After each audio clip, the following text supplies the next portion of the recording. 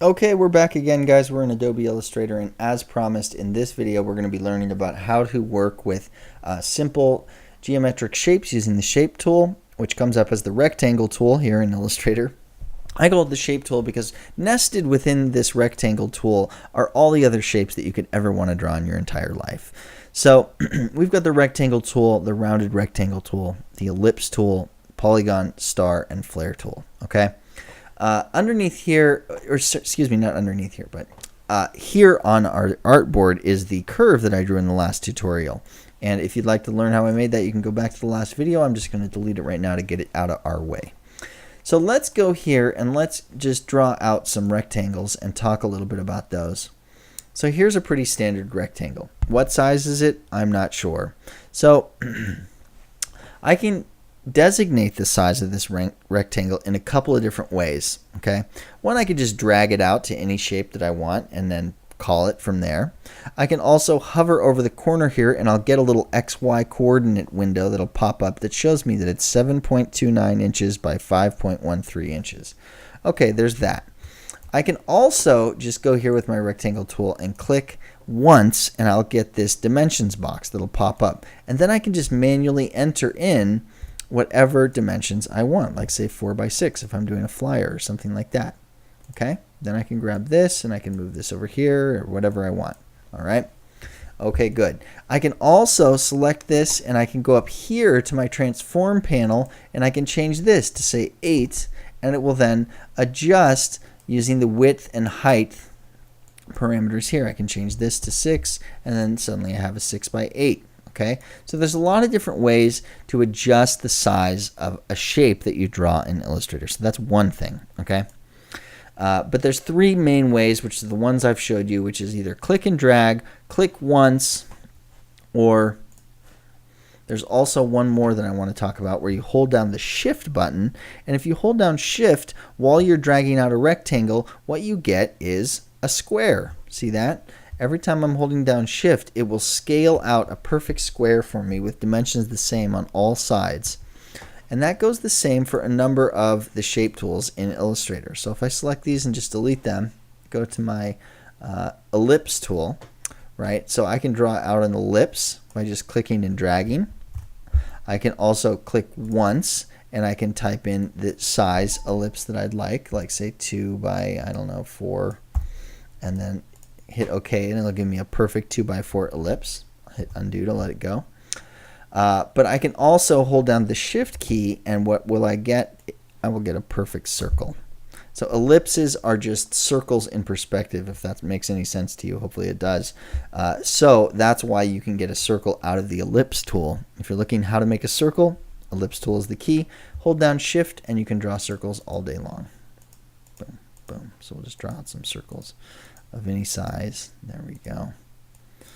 All right, so that's how that works. Okay, good. So let me just undo a bunch of times and let's draw out some shapes, and let's talk about how we can draw out some basic geometric shapes and then combine them together to make something a little bit more interesting.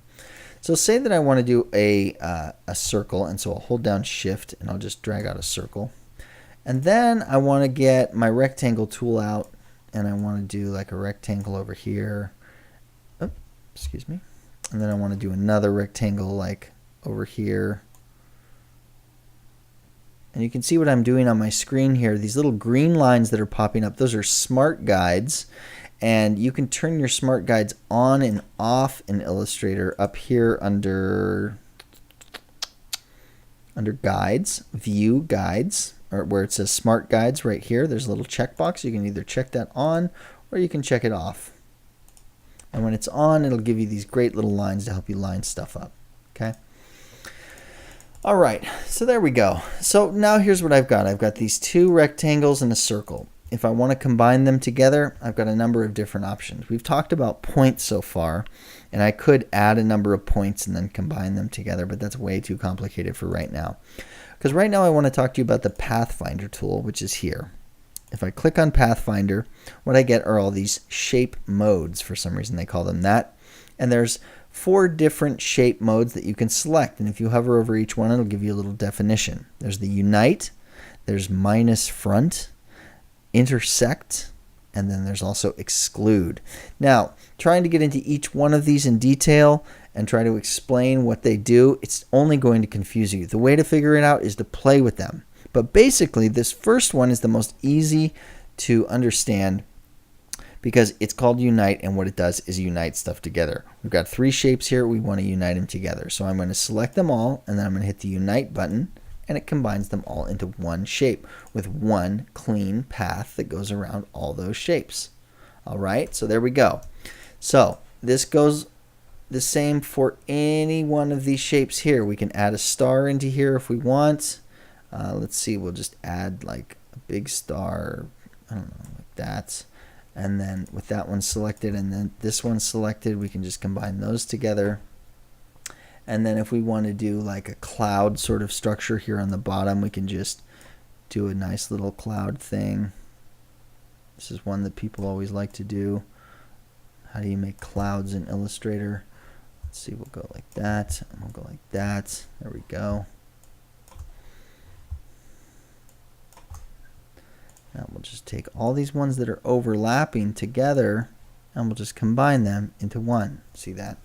Now we'll take this thing and we'll combine that together.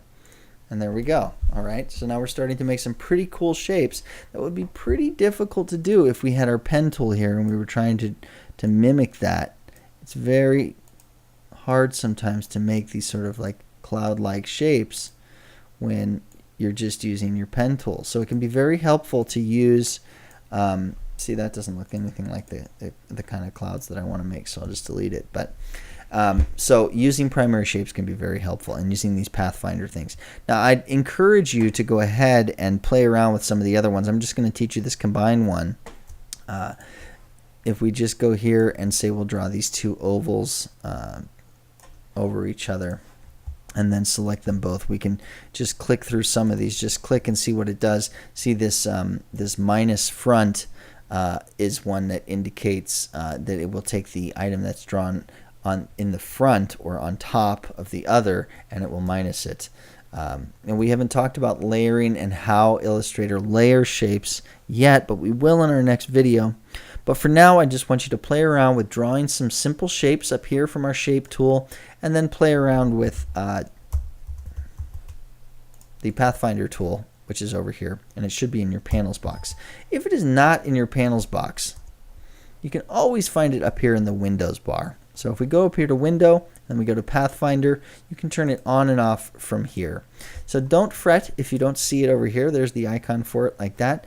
You can always get it here, and if it's not open, let's see, say it's like it's not even in your panels bar at all, you can always go over here to Window, you can turn it on, and then you can add that into your panels bar as you like. See, just as easy as that.